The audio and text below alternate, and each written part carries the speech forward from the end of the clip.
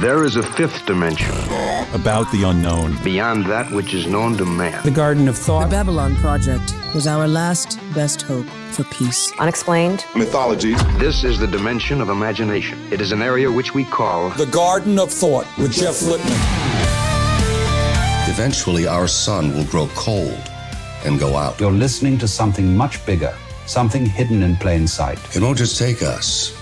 It'll take Marilyn Monroe and Lao Tzu and Einstein. All of us was for nothing unless we go to the stars. What you're about to learn will completely change the way you experience your mind, your thoughts, and yourself. Let's make sure that history never forgets the name. The Garden of Thought. Welcome, everyone, into a very exciting, obviously, episode of Gospel. I know, I'm already falling asleep. That's right. And our sleepy guest, she just got done casting a spell on Sleeping Beauty, so she's a little bit tired herself right now. And Stirring that cauldron, it's exhausting. You build all the muscles, arm day. Ooh, very good. Don't skip arm day. I only do leg day, almost exclusively. It is Kaia McKenna. And you're a Marylander, so welcome. I am. And very proud Marylander. Yes. And of course, as the name gave away, it's the Gospel of Thomas, so you know who else is here. It's Mr. Thomas. I'm here. I'm alive. I'm awake. We're a little later than normal, but I'll be all right. I had an extra Dr. Pepper today, so let's rock and roll. Well, there we go. All right. So, Thomas, I know we use wrestling as an icebreaker and as a crutch, so why don't you start with the icebreaker stuff, as you are the insider of the industry here? Normally I would. I'm going to use granted I'm not a Marylander like you two, but I'm going to use my East Coast bias.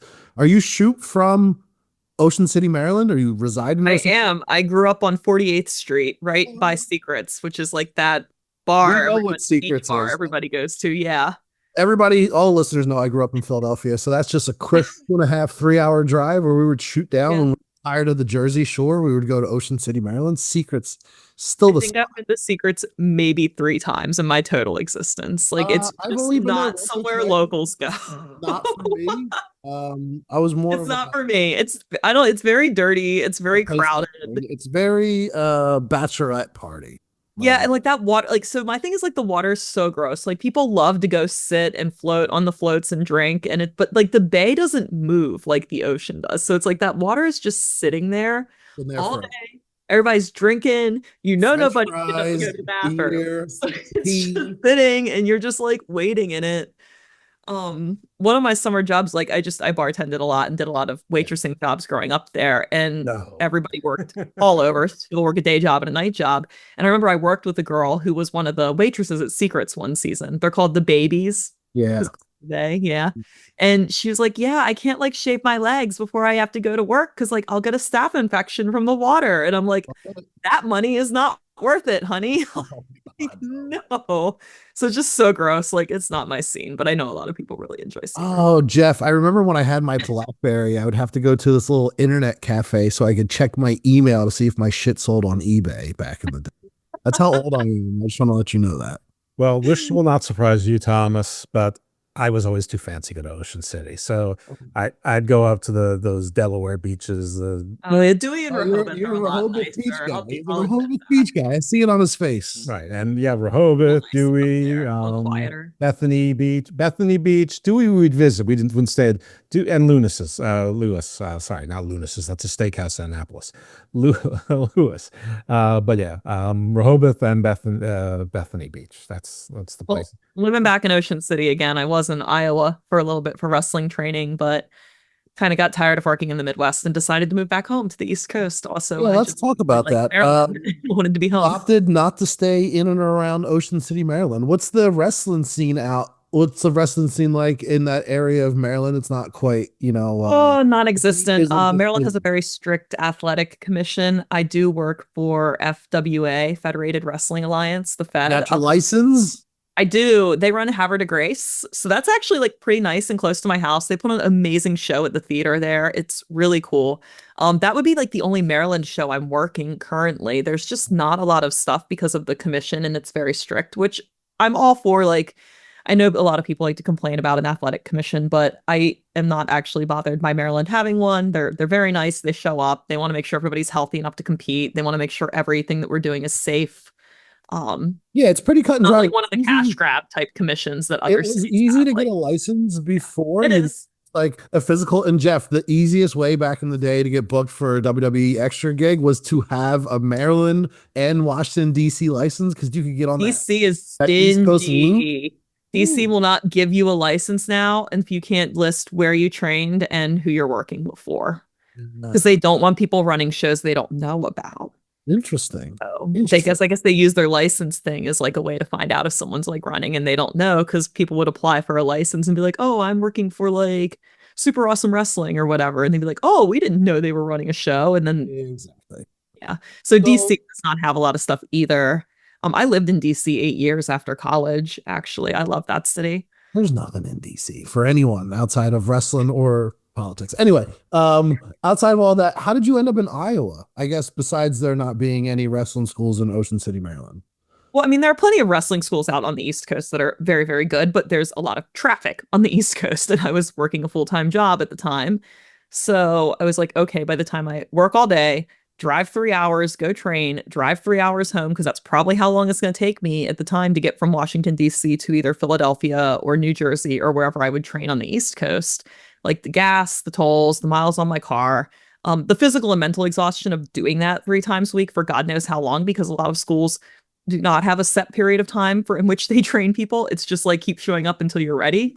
So you don't know how long. It's an Hero structure is wild in this day. Yeah. And I was like, man, like, I just didn't know if like I want to do that, you know? So did you move to Iowa for wrestling, or you ended up? I did. I trained at Black and Brave because they had the 12-week program. And like, obviously no one is 100% ready to wrestle in 12 weeks, but you have a very good foundation from Steph and Merrick. And you are able to continue your training when you move back home. So that was really kind of the appeal, other than it being a phenomenal wrestling school, right? And top tier coaches, is you could just get in, get out, and then pick it back up when you got home. It wasn't like you were just on the hook for however long until someone magically felt you were good enough. And like I said, with the travel where I live, I was like, man, I don't want to be in one of those situations where I'm driving like this 3 times a week, 6 hours a day for like 2 years, you know? So that's kind of what pushed me out there, is I knew I could go out there. My lease on my apartment was up. I could just move out there, do the program, get trained, and go from there. So that was a big appeal too. It's just that there was a lot of structure, and there was a very defined time frame, and there was a very structured, I hate to go back to structure, but a very structured curriculum that Merrick and Steph just put together for teaching professional wrestling. Yeah. We got shit to do. We can't just be out here showing up willy-nilly, hoping someone's going to be there to unlock the door. Well, I'm a little bit older too. So I'm 35, and at the time I trained, I was 30, and I was like, okay, like I'm not 22, I'm not 21. I can't just like go, oh, I'm just going to train for 4 years, like randomly, and okay, LOL. You know, I needed the structure because I did not have time to waste. I really wanted to maximize the time that I had in this business. And that was one of the biggest things, because I feel like I trained late at like 24. I know that seemed like late at the time when everyone around me was a child, but I felt like I always caught such grief for having like a job with a schedule. Like, I have a full-time job. Like, I lived with my girlfriend. Like, I got bills and a life, a whole life, like, a whole ass life going on. Like, I paid for this like with a check up front. I'm not making payments. Like I got, like, I can't just not. That's what I did. I just paid mine up front. I was like, okay, here's the money. Like, I'm an adult. It's not like I can just like, you know, miss my, you know, whatever gig at the mall on Saturday. Like, I got a career here, fellas. So. Oh, I do understand Thomas. Tom's with a trampoline in his backyard. So next to my in-ground pool, which was around the corner from where I parked my go-kart. And I feel like that's like a staple of East Coast yarding. Yeah, it's like next to the wrestling ring in someone's backyard. He's a fancy. We had strict no wrestling on a trampoline. That was like the only rule ever in the history of my life. Why would you even have a trampoline if you're not going to wrestle on it? Isn't that half the fun? We would sneak. Yeah, it's comfort. It's not wrestling. Okay, so. Are you still in Ocean City? Is that where you're living now? Yeah, I moved back to Ocean City this past year. I've been here for a year now. So home sweet home. I love it. Only someone I don't want to be anywhere else. Shore would say that Havre de Grace is close to where you are, because it's not really close to Ocean City. And most of the drives I make for my shows are 5, 6, 7, 8 hours or flights at this point. Yeah, I'll take the 2-hour drive up through Delaware and East Italy. Is there even an airport where you can fly? Is there like a commuter Salisbury airport? has an airport. Okay. That's cool. It's not always affordable, so you have to be like very aware.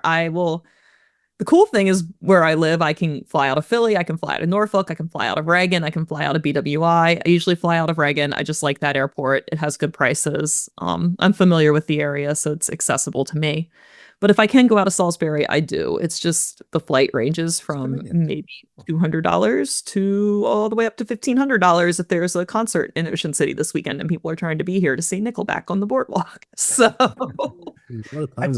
my booking this past week, I had to go out of DC because it was substantially cheaper, even though I had to pay to park my car at that airport because the Salisbury was just so high because of some dumb bullshit concert they had going on down on the beach. Yeah, for sure. So most of the audience knows that I'm in Maryland, but for those of you who don't know Maryland geography, it takes me about if I was to go to Ocean City, it takes me around the same amount of time to get to Ocean City. Plus I'm going to get 2 speeding tickets because it goes from like 50 to 25. You go over train tracks and there's a giant billboard and there's a sheriff right behind every billboard. It's like smoking the bandit. But I could get to New York City in the same amount of time it would take me to get to Ocean City from where I am. And I'm in suburban Baltimore, Northwest. Anyway, you're not accounting for the traffic this time of year either. That's right. That's exactly right. I mean, it is almost as soon as I saw Ocean City, Maryland, my brain just went to like, oh, it's Memorial Day. It's coming. It's coming. My God, yeah. The whole I have a show in North Carolina this week. Beginning of this season. I'd be going opposite of a lot of the traffic. Well, hopefully you're in a city in North Carolina, not like on the Outer Banks, because then it's the same. Oh, no, I am on the Outer Banks. I'm on the Emerald Isle for Premier Wrestling Federation. You leave tomorrow. Yeah, I leave Thursday. I'm going to leave Thursday morning. I'm going to get up and go before work. Colby Carino runs those shows. He's obviously a phenomenal wrestler and a great human being. And I'll usually go down a day early and do a little bit of training with them there and then wrestle on Friday for their show. So that's my Memorial Day plans. And then I'm going to visit my aunt on Saturday when I get home. And a stalwart of the NWA. Mm-hmm. Yeah, he's incredible. And he's a really good coach too. He's very, very good at breaking it down and encouraging you and believing in you, even when you don't believe in yourself. Well, that's good. He's great. Nothing but good things. Marilyn McKenna's oyster people or crab people? I'm a crab person. What kind of question is that? I'm from Maryland. I'm taking the crabs. There's plenty. Come on now. Go on to Easton and Talbot County and Kent. There's plenty of oysters. I've been to many. Not for me. Give me the crabs. That's why it was a question. All right. Now, the McKennas from Ireland, Bushmills or Jameson? Powers. John D. Power. Excellent. Yeah, that's what everybody actually drinks. Good. So are you a County Connacht or County Cork family? Cork, I believe. Cork, yeah. I mean, if you said Bushmills, it'd be Ulster, but I feel it wasn't. It's always Cork or Connacht. Nobody's from Leinster or Leinster. Even if they are, they might have one cousin in Connacht or Cork, and that's what they say. So that's excellent. John D. Power actually is my favorite Irish whiskey, so excellent on that. Very underrated. Yeah, and not well known. But in one of the... Unless you're in Ireland, they sell more Powers there than Jameson, believe it or not. Jameson's isn't very good, but I mean, thing about Bushmills, it's Protestant whiskey, so there's that. I haven't drank Jameson in a very long time because I got very, very sick drinking Jameson when I was like 28. We went to a hockey game and then we went to a bar afterwards and we kept drinking. And then I was like, oh, I'm going to eat nachos now. So I had drank all this Jameson and I ate all these nachos and it was too much for my little witchy tummy. And I got very, very sick. And then I locked myself out of my apartment and I couldn't get back into my apartment. And I could hear my pug on the other side of the door. Like, I'm just like drunk in the hallway, like can't get into my house, sicker than can be after having crawled up the stairs after this hockey game. Like, and I was like, man, maybe I can't do this anymore. That was, I think, the moment that I needed to realize. I was like, I got to grow up a little bit. That was a wake up call right there. The witchy thing. All right. So I would think that it's maybe as hard to find a decent witching school in the Eastern Shore as it is to find a decent wrestling school. So how did you come upon the witchcraft thing? Oh, my family are witches. My aunt's like a high priestess. I was raised witchy, so Ooh, well, this is great. Now we're going We're into my like other show, experience Guardian here. of Doom. So are you in a Wicca? Are you in a coven? Yes, a familial coven.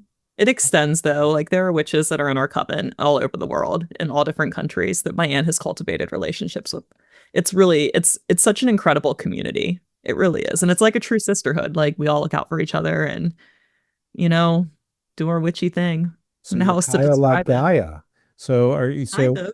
do you have the whole maiden, mother, and crone trilogy, or not trilogy, trinity? I mean, those roles are kind of interchangeable within the coven. Obviously, like the crone or the crones would be like the witches who have been there. They're established.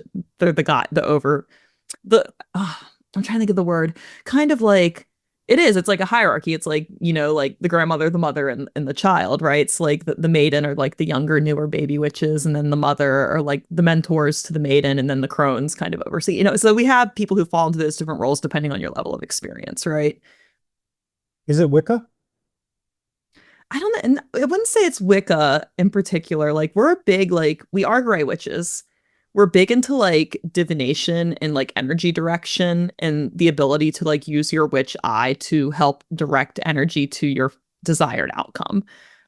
We do not believe you can actually use your magic to dictate a specific thing happening, but if you are able to really, really focus, not even manifest, right? Like this is more like setting your intention. Like if you are very, very focused and you can be very, very mindful with your intention, you can direct that energy toward the favorable outcome, whatever it may be. So Thomas, I that's see kind of your how we operate eyebrows. and how we practice. Yeah. I see Thomas's eyebrows going up like his wrestling pose picture. So I'm gonna let him take the floor. It's very much like about you and the magic that's that is inside of you. It's not about having crystals or connecting to the earth or having like candles or all of these symbolic materia. It's about what you can really do with your own inherent natural power when you harness it. But candles are so nice and they do so They much. are nice. They are. So that's the thing is like a lot of magic is symbolic. Like when you do spells, it's not that you need a specific thing for it. It's just whatever you're utilizing is supposed to be symbolic of something in the spell, right? Like, Simple, very simple. yeah, like I'm trying to think of like a good spell example, like a funny one, for example. Like, okay, you're mad at your ex-boyfriend, you want to do a ball shriveling spell, so you just put grapes in a bag and throw them on the dash of your car. There you go. That's magic. It's the intent, and you can use materia as symbolism, but it doesn't have to be a crystal, it doesn't have to be a candle. Like, we're very practical witches too. I know it was a lot to unpack, but it was like a great, quick and down and dirty example of Excellent symbolism and magic. Which piece of pop culture gets it the most right and which gets it the most wrong? From anywhere from Agatha all along, or whatever it was called, to back in the day, Charmed. I'm a big Charmed fan, honestly. I thought that was a pretty good representation. Obviously it's TV, everything's played up a little bit for TV, but I also think that there's no like right or wrong way to witch, if that's a fair statement. You just have to find like what you're comfortable with and what practice is best for you. So it's not saying like all the other ones are wrong. It's a different interpretation of how magic is applied. And obviously something like Scarlet Witch or like Agatha All Along is going to be a little bit more theatrical and embellished because it's Marvel and it's cinematic and it's entertainment, right? But or even like The Craft, right? Something like that where it's like really like kind of niche but touches on a lot of the ideas. So those would be the things that I think would be most quote unquote accurate, but it's hard to even say what is or isn't accurate because there are so many ways to witch. I think that there are so many ways to witch. Like there's this whole like witch talk thing now going on where like witches make TikTok videos for like the normies.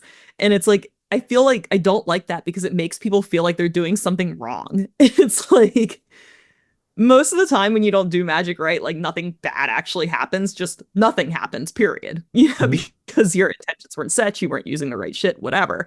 But it's not like you should be shamed for how you choose to practice your magic. That's something that's very special to you. It's very unique to you. Only you know what is going to make you the happiest when it comes to your practice. And I just hate like all the magic shaming that's on Witch Talk. Like, oh, you have to do this and you have to have that and you have to have this candle and you have to have this stone and you have to do this spell. And it's like, No, you really don't. Like, you just have to be able to be so focused on your own gift that you can make shit happen.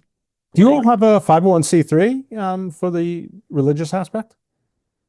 No, because it's not a religion per se.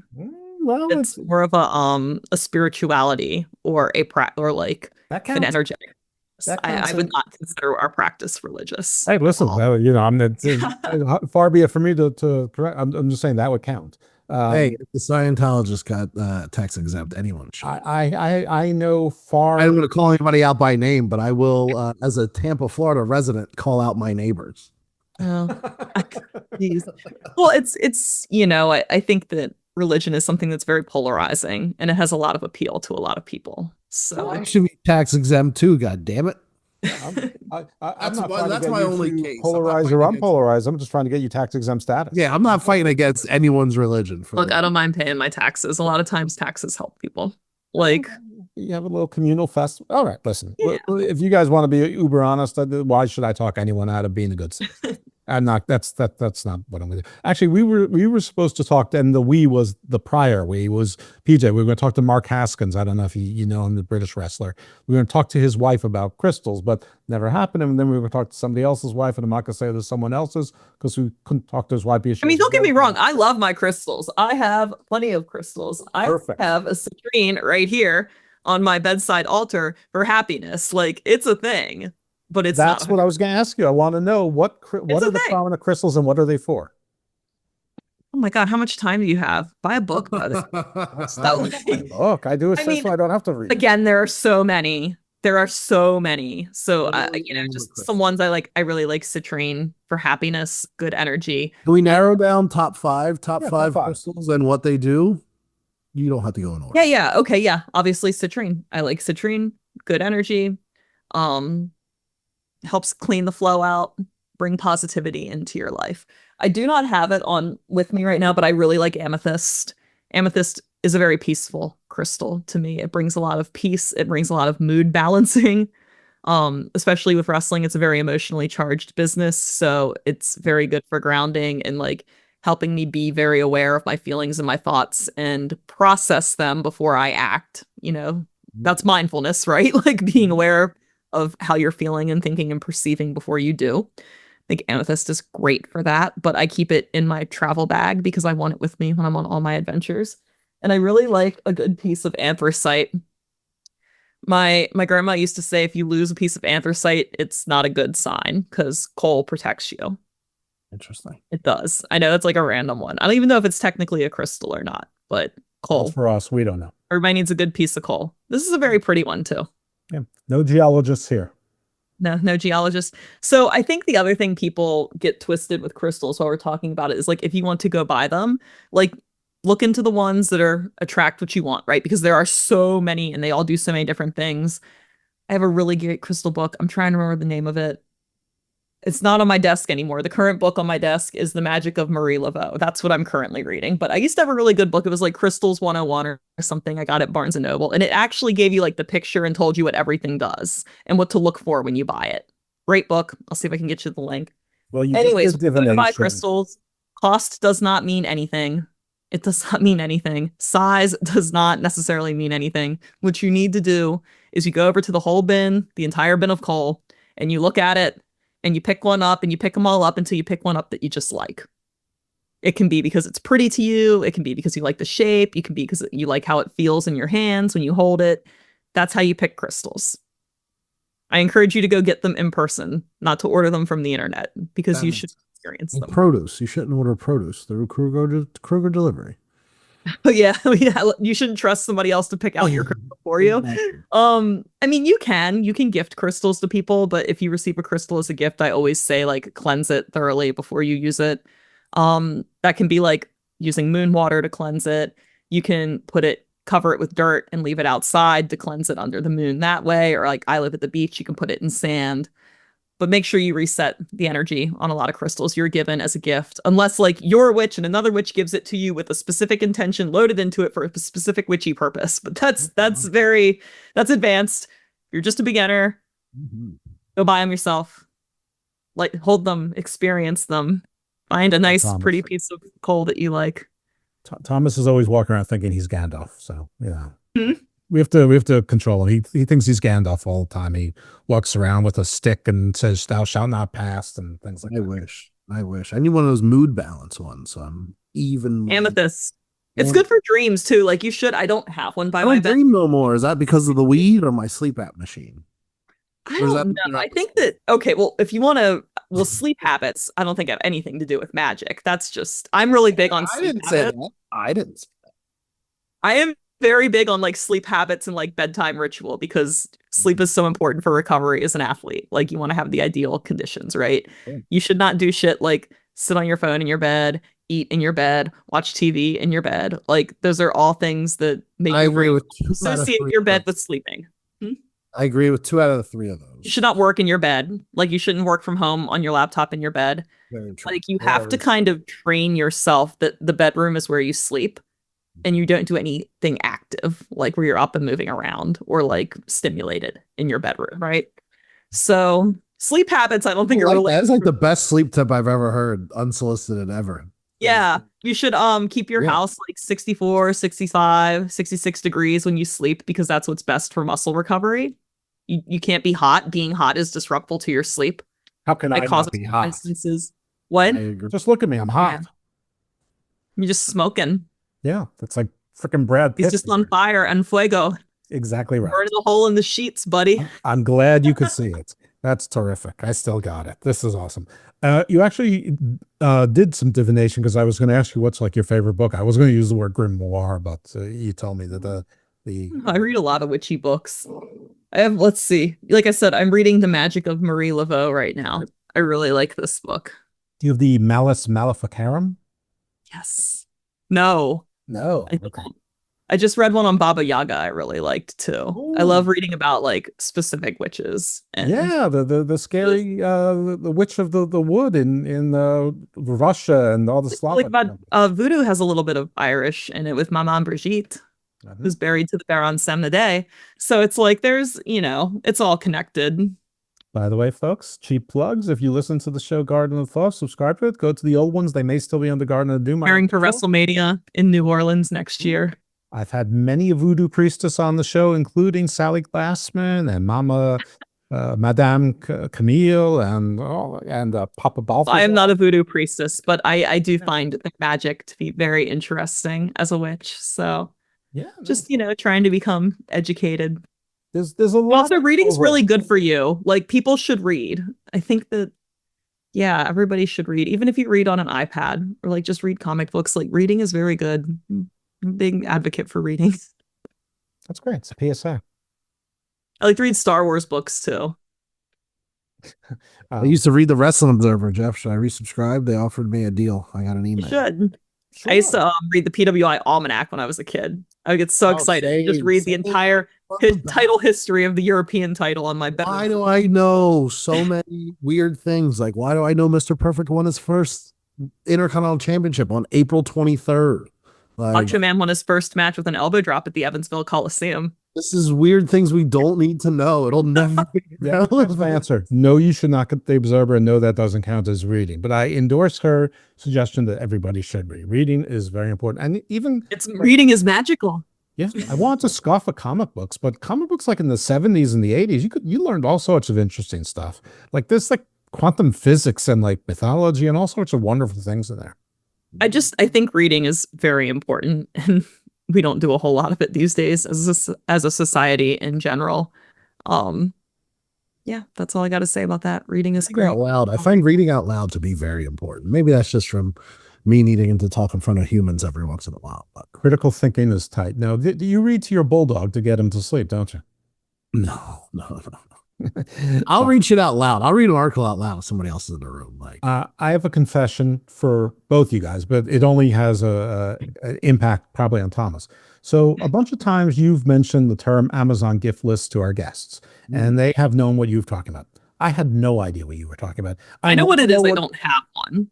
Yeah, I now know what an Amazon gift list is. And I'm like, who was the first person who decided that was a great idea? Mercedes Monet. And like, how do I get in on that? Like, I probably like 4 fans. So like, can I get an Amazon gift list? No one's gonna buy your shit, but yeah, you can do it. You can do it. Yeah, Everyone should have one. I think that they originally became a thing if it's like you were getting married and you would have like a quote unquote, like it would be a registry. Right, it's like a registry. Like someone's birthday, or there was like, I don't know, a baby shower, and like we're all trying to figure out gifts for so and so. Like they could, and you know, much like everything in the world, and it turns out to be sexualized and weaponized, and here we are. I just like, I don't know, man. I appreciate the support of my fans. Like, I want my fans to come out and see me wrestle, and I want them to like buy my merch. Like, and that's how I want to be supported. You don't want them to buy you a I don't know. No, it's, you know, I work a job. My needs are fine. My needs are met. I just, I have nothing against people who do it. It's just like, to me, like, I want people to like get something for supporting me, like get something out of it, right? Some people just like to take full advantage of their fan base in every way, shape, and some fans really enjoy buying for the people they like, and there's nothing wrong with that either. I never did it. I guess I never like, I don't know. I guess like whenever I just wanted something, I would go get it or budget for it. And I yeah, for the record, no hate to get things, but no hate to any of the independent contractors. No. I mean, like, honestly, no selling hate. Socks and doing weird shit in the DMs. I will sell my gear, but I think everybody that's like bought a set of gear from me, it's like somebody put one in a shadow box and had me sign it, and I'm like, well, that's pretty cool. You know, it's all been like generally pretty wholesome support. Yeah. I feel very lucky. I think that my gimmick is like very cutesy and nice, and I'm like this happy little witchy. And I don't really get a lot of weirdos. I know that's going to sound absolutely wild, but I don't. Like, my fans are very respectful. I don't have people like tweeting weird shit at me all the time. My DMs are not full of people asking to see my feet. Like, I don't, for some reason, attract that kind of audience. And I don't know if that's like my loss or my gain. That's a gain. That's a gain. That's a gain. You know, I think there's other things like I don't have an OnlyFans. I don't have a Patreon. My day job has a social media policy that we're not allowed to have that type of content, which is fine. Like, it's fine by me. I'm not like mad about it. Yeah. And so it's not something I do. I don't judge people who do choose to do that. Like, more power to you. That's great. But I think because I don't produce that type of content, like, I don't get nearly as many people that are like looking for that type of stuff. Yeah. Maybe. I don't know. Right. I have a maybe I'm just not as popular and cool as I like to think I am. It could be that. Oh, well, maybe they're just, they don't want to creep you out. They creep the creeps out. I like it. Well, it's like when you do that type of content, like, I think you just attract certain types of audiences that you will then have to learn how to manage and deal with. They know. What being on the road, any good food spots you can shout out across the country, anywhere that you've gone to recently, or some of your favorites when you're on the road? Including good places in Ocean City that tourists don't go to. Oh, we don't have to talk about Ocean City right now. I'm trying to think. There's a place up in dietary restrictions. Are you a weird vegan? No, I eat whatever I want within reason. Like, when I'm on a contract to be on a diet, sure, but like, yeah, I don't put food stress on myself. I think you eat to fuel your body. You eat when you're hungry. Like, we all know what is good for us to eat and what is bad for us to eat. Like, don't eat. Are there contracts to be on a diet? I mean, yeah, when you're, you know, if you're like paid to be on TV, right, every week, then yes, you're getting paid to work out and be a wrestler. It's like, I am getting paid to be a graphic designer right now for the most part. So I understand. Like, I keep in shape, I eat well, I go to the gym and whatnot, but I'm not on a strict diet. I think there's a lot to be said for intuitive eating. Like, eat when you're hungry. Don't eat when you're not hungry. Eat when it looks good. God damn it. Yeah, I mean, you know, we all know what's good for us and what's bad for us. Like, we know eating a whole pizza is not good for us. We know eating 70 tacos is probably not good for us. But just like, if you want to eat pizza, eat pizza. Like, just don't eat pizza 7 days a week. So just try, like, I just try to be very aware of like, okay, like, I wanted this, so I ate it, but like, let me just eat, like, you know, something a little more conventional and clean the next day or two. Like, I don't starve myself or anything like that. I really try to be intuitive. I don't deprive myself of anything, but I try to be aware of like, okay, maybe you need to pump the brakes. No more fast food, no more junk food. But the double burgers from Burger King are so good. Shout out Burger King. Yeah, I mean, I love treats. Don't get me wrong. But I find that I do much better mentally and physically if I just do not get stressed about the diet. Other than just being aware. Like if I've been out on the road and I've eaten like crap for a whole weekend, it's like, okay, the week I'm in my house, I'm going to make like meat, potatoes, and a vegetable and just have like a regular meal, right? A plate of food, as I call it. Now, how old is your dog? We saw you have a pug. Oh, she's 13. She's in there with in the other room with my mom's sleeping right now. Talk about the. We didn't talk about the restaurants. I actually did have some suggestions. You didn't shout nobody out. You kind of just brushed it off and moved past it. Well, somebody asked me about like dietary restrictions, and I got on that, and I was like, "No, brother, I eat whatever." Well, listen, if you're truck driver, if you're roller girl hates, I don't really give a shit what restaurant at that point. There's a place up in Worcester where Beyond runs, and it's called Boynton, and they have like lobster rangoon, where it's like a crab rangoon but with lobster in it. I guess because of Massachusetts, and it's really good. All their food's really good, so I do like Boynton when I'm up there. That is a good one, an oddball. That is a very yeah. I'm trying to think like stuff that's like by places I wrestle that I like to go to. If I work in Chicago, there's a place called like Not a Damn Chance Burger, and it's owned by like pro skater Neen Williams, and it's a phenomenal burger place. Definitely check out Not a Damn Chance. What about near Havre de Grace? By the way, CZW does Havre de Grace. MCW is not too far. So for wrestling fans, they could use a tip, sort of in the Havre de Grace, between Havre de Grace and you going home. I've never like eaten there for a show because I just wrestle and go home because it's actually drivable for me.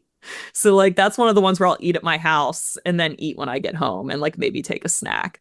So I've not gotten to really explore. Although when I was growing up, there was a place there called Desserts by Rita, and they had phenomenal like cakes and cupcakes and pies and cookies. They were awesome. The shop is no longer in Havre de Grace, but she does have a place in Ocean City that you can get stuff at. So Desserts by Rita. I do my birthday cake every year. They're very good. You ever drive up to Sussex Chicken and see the Briscoes? No, I don't. I've never been.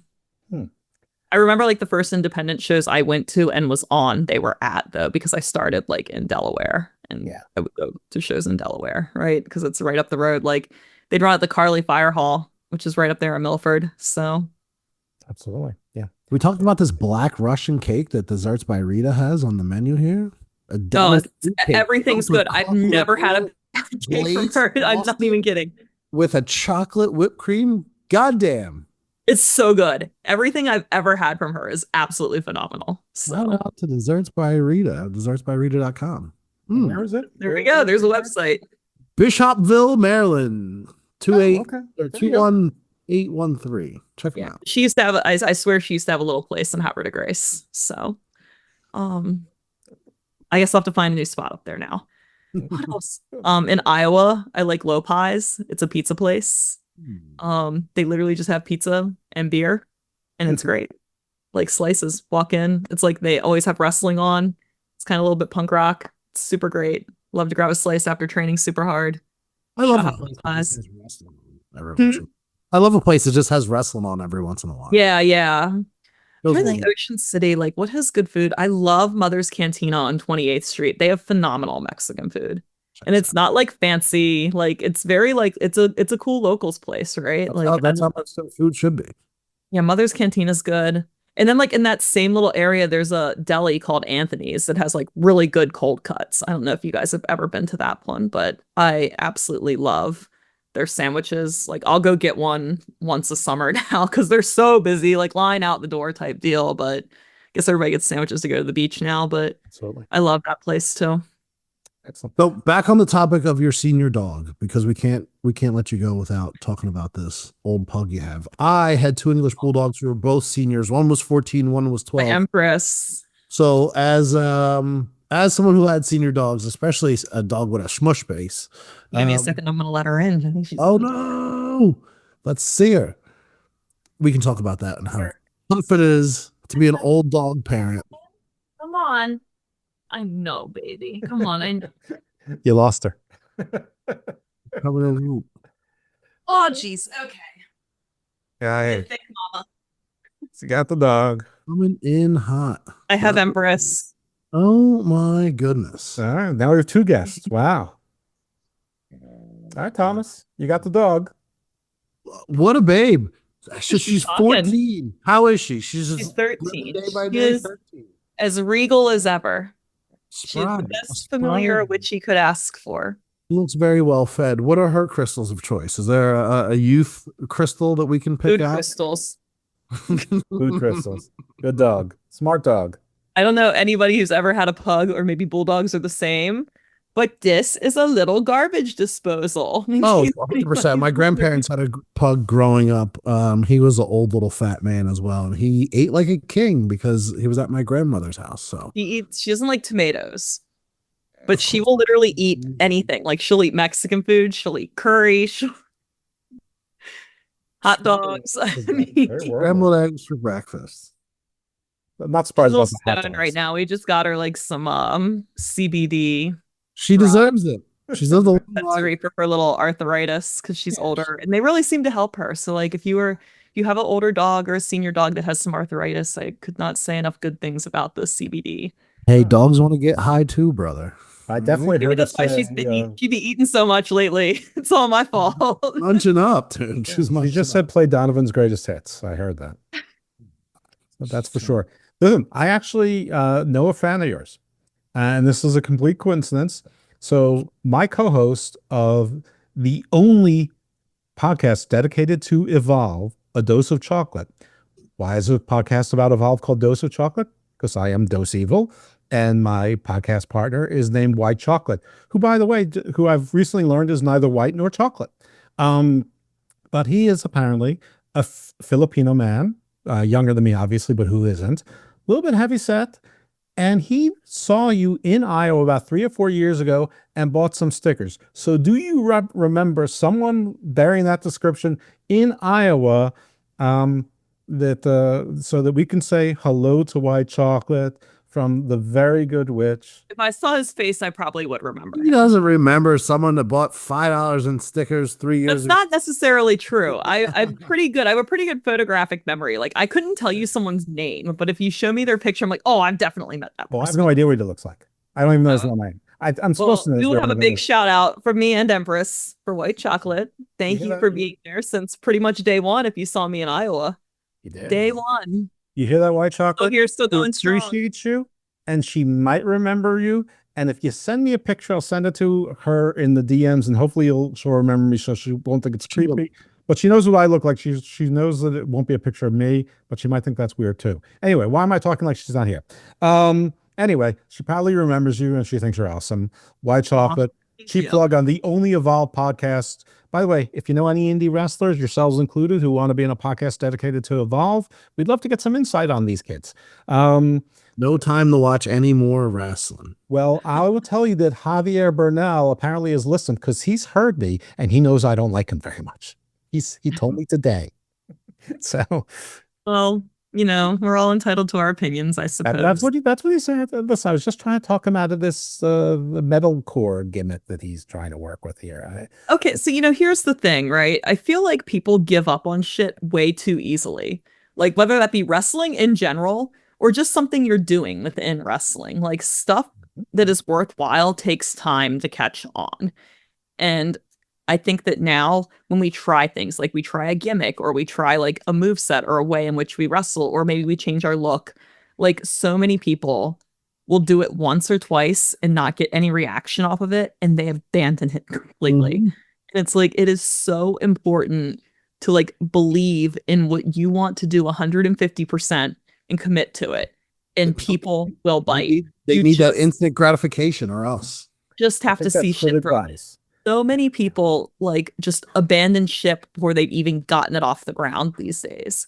And it's like, it's sad because I feel like there's a lot of good stuff out there and like people that have really good ideas. And it's like, because it didn't work once or twice, they just give up. And it's like, fine tune it, figure it out, keep throwing stuff at the wall, like keep at it, you know? Like for me, the whole witch gimmick is definitely been an evolution. I'm not exactly the way I was when I started, but it's like, what if I just gave up? Like, what if when I got hurt, I was like, oh, I'm just not going to be a witch anymore because like it wasn't really getting over. And like there are like so many girls that are witches. And like, why does it really make me different? Like, what if I just gave up? And it's like, you've got to see shit through. You really have to. You have to give time to things so they can grow, so like fans can become familiar with you and then they can enjoy your work. If you're just giving up too easily, like, I don't know, I just feel like you gotta see stuff through. Well, Javier, if you're listening to this as well, 2 for you, 1 against. So it's 2-1 in your favor. So keep doing what you're doing. Believe in yourself. Listen, I just think that you need to build it. You need to build the layers. I have seen a lot of characters, especially in the last 10 years, where people But if I build all my layers right from the start, then it's like giving away the goose, right? Like you want to take people on the journey. So fair point.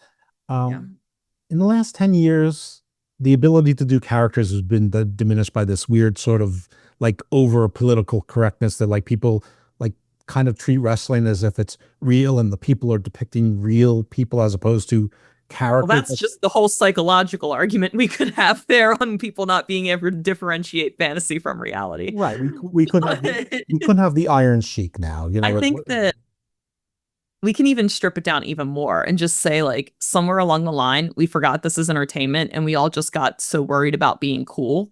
Right. And like people now we're so afraid for someone to think we're not cool. So we don't try things. I'm going to leave it on this and then we're going to leave poor Javier alone. I've seen a lot of people where the gimmick is, I like music. And it just doesn't go anywhere. So maybe he'll do better than that. That's all I'm trying to say, Javier. Gotta find out like what makes it him, right? Like I think any gimmick can be a good gimmick. You just have to figure out what makes it work for you. Like, and you got to see it through.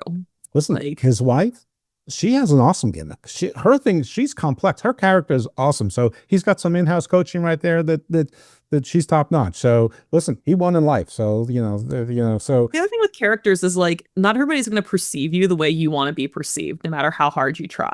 You could have all the foundation and all the layers and all the groundwork. You could have this beautiful story and it could all resonate. And there are still going to be people that don't fucking get it. And you can't get mad at that. And that doesn't necessarily mean you're doing something wrong, right?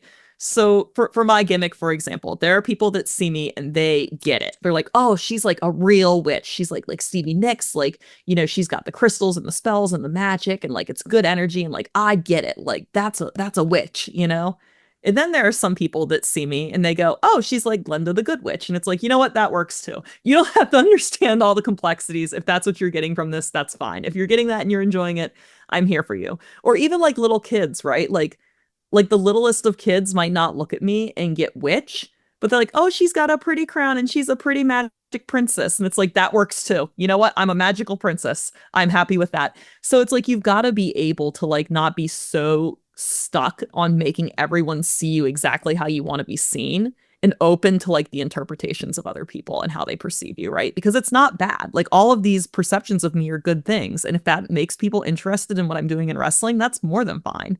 They don't have to fully get it to be on board, Oh yeah. It's got to be a quick read. I think sometimes like we get these big stories crafted for ourselves as characters and like that's so wonderful and so nice. And I appreciate that. But like when you walk through that curtain, somebody's got to be able to read it. I'm not going to walk through a curtain and they're not going to understand, oh, she's the good witch, the conduit of karma, and she brings balance to wrestling. And it's, what goes around comes around. They're not going to get that. Most people are going to look at me and be like, oh, she got a crown. That's a pretty princess. Cool. Like, whatever. You're getting it. Are any of your moves named after like witch spells or, witch things? Yeah, the Black Cauldron Bomb. Okay, there you go. Excellent. Modified Proto Bomb. The as above, so below, kind, kind of, sort of. I just thought Black Cauldron Bomb sounded cool. It's awesome. Cooler. It's more fun, more gimmicky, Cat attack.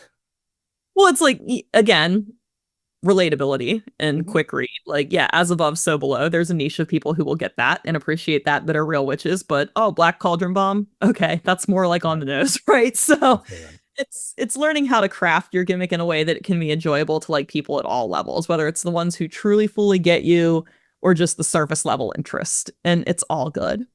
Yeah, I don't know. That's my kind of take on characters that you guys did not ask for. No, I mean, listen, we don't need that. This show isn't about that. Maybe that's the layers, right? Like we were talking about the layers, like what's the easiest read versus like the complexity. Well, Thomas is still looking at pictures of the desserts, I can tell. So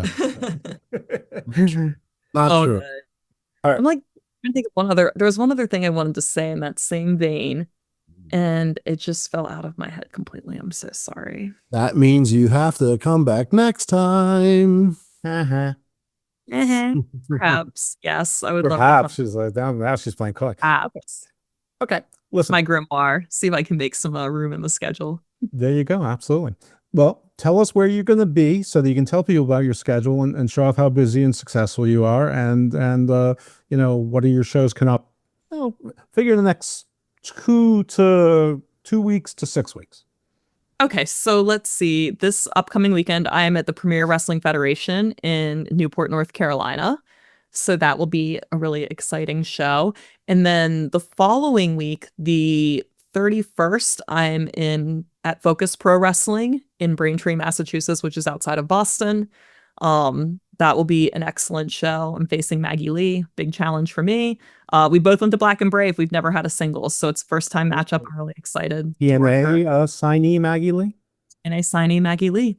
Oh, boy. And the first, I'm going to Nashville for Pro Wrestling Symphony. It's their debut show. It's a new promotion running in the Music City with a little bit of a music theme. Very excited about that. I need to find a tag partner for my match against Ari Alexander and Shaza McKenzie. So, yeah. Also a friend of the show and a friend of mine for a very also a friend of Jeff's. One of my favorite opponents. Everyone's favorite human. Many circumstances and triple. That was great. We had a little chat. Tag matches with, tag matches against. Nothing but love for Shaz, but she's going. Trademark has a serial number now. All right, so we have a little project which will probably never happen, but just in case, I applied for a 2-class trademark and bought a website. So I'm gonna pull up my schedule here because I operate clearly on 2 weeks. Let's see. On the 14th, I'll be at TWE in Chattanooga. Oh. So I'm excited to go back to TWE. It's been a minute. I wrestled there a couple of times this past winter and fall. Finally got that back into my schedule. Who are you beating there? Who are you going to beat there? Unannounced yet. So stay tuned. You can follow my social media. It will come out as soon as it's out. Okay. On the 27th, I'll be back at the Premier Wrestling Federation in North Carolina. And then on the 29th, I will be at Spark Joshi Pro in Houston, Texas. I'm very excited to be finally making my debut for Spark. So match TBD, but very, very excited. Got some good stuff coming up in the upcoming weeks. Sounds great. Thomas, you're usually the good one to tell people about their socials and stuff like that. And, I don't have much to promote today. You can check me out. I will be in New York City for Major League Wrestling. It's June 26th. Queens, Melrose Ballroom. Get your tickets. It always sells out. If not, you can watch live on YouTube. It's a cool venue if you've never been to. It's the best venue. I can't find the tweet in front of me, but at some point between now and then, most likely right around the day of, I don't know, in a couple weeks on a Saturday on YouTube, we're doing a War Chamber match. I wish I could tell you the freaking date or time, but I'm not looking at it right now, and I'm gonna have a stroke because I can't find it. Isn't it June? June 10th sounds great. June 10th. Live. Spoiler alert, we filmed it last week, so I don't know what day it comes out. So yeah, check us out. It's happening, so be ready for it. That's all. Well, we know you lived through it then. At Mocha Traps on the Instagram, at Mocha Traps on X. That's all I got. Oh yeah, Kaia, you didn't give your socials. Oh yeah, I'm at Kaia MCK on all platforms. So it's KAIA MCK. Twitter, Facebook, Instagram, TikTok, you name it. And if you don't lose time, it'll be nice. So don't be creepy. Always please follow me, follow my adventures. I love seeing what you guys are up to. If you're at a show, I will gladly let's take a picture and put it on social media. I'll share and read it. And I know people have mixed feelings about Sarai, but when she says don't kiss anyone on the mouth at signing, she's 100% right. And don't ever kiss anyone on the mouth. Behavior. I read that and I was like, okay. Like, unless you're a preschooler, there's no excuse for that. I feel like we all forget like that. We forget so many things we're taught in preschool, right? Like treat others the way you want to be treated. Keep your hands and feet to yourself. Like these are things we learned as children that we apparently forget when we become adults. Those are good. All right. So if anyone still wants to follow me, you can find me at dose_evil or my alter ego at IcarusFellMD. That's both on the X. If you want to find me on Facebook, I'm there, Jeff Lippman. It's fine.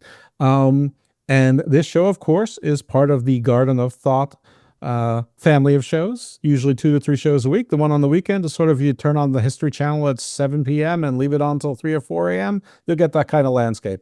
The midweek show is It's like Ancient Aliens, but wrestling. Almost no wrestling, though PJ Black and Vincent has been on the show. But no, it's like all sorts of esoterica, wherever my curious mind takes us. Witches, voodoo, anything. You've gotten a taste of it here. You've given us a taste of it here.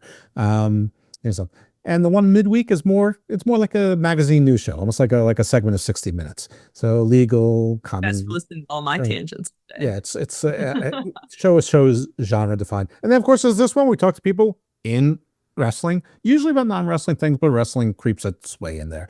Part of the Wrestling Soup Network. We thank you to Anthony Missionary Thomas and to Joseph E. Numbers for allowing us on their platform and for producing this lovely show.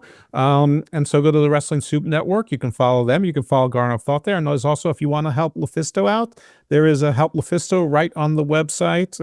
It literally is a tab that says Help LuFisto. Friend of the show. She's been on this show. She's been on some of the other shows there. So anyway, thanks everyone for tuning in. Thank you once again to our guest, the very nice good witch who is local to me of sorts, Kaia McKenna. Thanks for talking to us about desserts, seafood, and booze. Those are 3 of my favorite things. And perhaps we'll see another time if we're lucky, but if not, on the highways and byways. Who knows? MLW has a free agent slot in the women's section right now, so maybe you'll be a work friend of Mr. Thomas. Who knows? Anyway, be my fantasy booking. All right, everyone, be well, be good. See ya. Bye. Bye. Later. Thank you for joining us for another insightful episode of Garden of Thought, The Gospel of Thomas. You can also find Mr. Thomas on Instagram at Mocha Traps and Jeff Lipman on X at Dose_Evil.